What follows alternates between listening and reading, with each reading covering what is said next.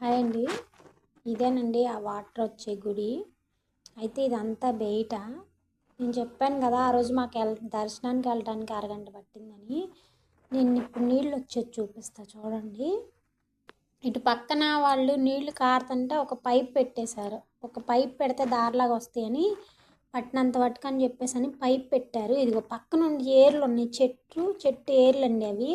అదేమో దారి రావటానికని పైప్ పెట్టారు దానికి, అంటే లావుది 1 ఫీటున్నర 2 ఫీట్లు ఉన్న పైపుని పెట్టారనమాట దారి రావటానికి, వాటర్ రావటానికి.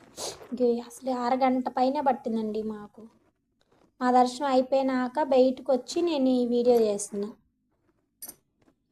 ఇంకా జనం ఉన్నారండి, ఇంకా కిందకు కూడా నుంచొని ఉన్నారు. ఆ రోజు మటుకు అంటే శివరాత్రి కాబట్టి ఆల్మోస్ట్ ఉంటారు, ఉండకుండా అయితే ఉండరు. మేము ఇటు వచ్చాం కదా, ఇటు కొద్ది తక్కువ ఉంటారులే అని చెప్పేసి మేము అనుకున్నాం. కానీ లేదండి, ఇక్కడ కూడా చాలామంది ఉన్నారు. ఏ గుడి కాడికి వెళ్ళినా కానీ ఆ రోజు దర్శనం కష్టమే అనుకున్నాం. సో ఈ గుడి కాడ కూడా అంతే ఉంది. అయితే ఇది గర్భగుడిలోకి మనం వెళ్తున్నామండి. ఇగో అన్ని వాటరే చూపిస్తాను మీకు. అది శివలింగం, ఇది శివలింగం. పంతుళ్ళు 3 ఉన్నారండి అక్కడ, ఒకళ్ళు 2 కాదు, 3 పంతుళ్ళు ఉన్నారు. ఆల్మోస్ట్ అసలు అదంతా వాటరే. అదిగో అది మొత్తం కొండ గుహలో శివలింగం ఉంది. ఎంత వాటరే కింద అయితే, అదిగో అంత వాటరే మొత్తం.